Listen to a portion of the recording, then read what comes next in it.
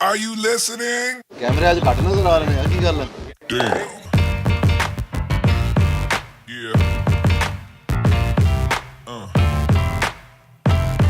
बिस्मिल्लाहिर्रहमानिर्रहीम। जरा गौर से सुनिएगा, मेरी कौम, अजीज हमवतनों, कौम, एक सनसनीखेज बात करने को जा रहा हूँ मैं पीटीआई की नुमाइंदा हूँ। वो तुम पागल तो नहीं हो? We are upset and frustrated. तुम्हारा दिमाग तो नहीं इलाज करवाने वाला? फटके तो इस तरह से आती है, खुफिया तौर पे अंदर घुसा रहे थे। अब तुम करते चले जाओ तर्जुमानियाँ और अवाम आपकी असल बात समझती जाएगी तुम क्या कह रहे हो।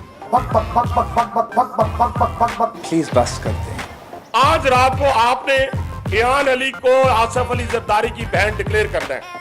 पूरी कौम नहीं तो कम से कम हनीफ अब्बासी तुम्हें सलूट ना करे तो मैं हनीफ अब्बासी नहीं हूँ। हम थके हुए हैं। अब आप हैरानगी की बात देखें, सुनते जाए जरा। आज सोशल मीडिया की वजह से कोई चीज छुपी नहीं रहती। ओ भाईजान, मेरा तो सीधा सीधा काम है, मेरी फैक्ट्री है भाईजान। अपनी बारी आई है तो मैं अदालत का मैं मुझे क्यों निकाला? ऐसे तो नहीं होता ना। लिबरल्स आए शाएं बाएं टाएं ब्ला ब्ला ब्ला। अब मर्द बन के वो फेस करो। सुन मैं तुम सैंडो खान बनने की कोशिश करो, आज फिर तुम्हें सर झुकाना पड़ना। मुझे ही पड़ गया कि जनाब तालिबान खान है। एक मिनट ठहरे। सारे सियासतदान चोर हैं। नवाज शरीफ को ये क्रेडिट जाता है कि तमाम चोरों को एक प्लेटफॉर्म पे इकट्ठा कर दिया है। वो आदमी जिसने 300 अरब रुपया चोरी किया इस कौम का। ये सारा काम नवाज शरीफ की स्वाबदीद पे और इमाम पे हुआ है।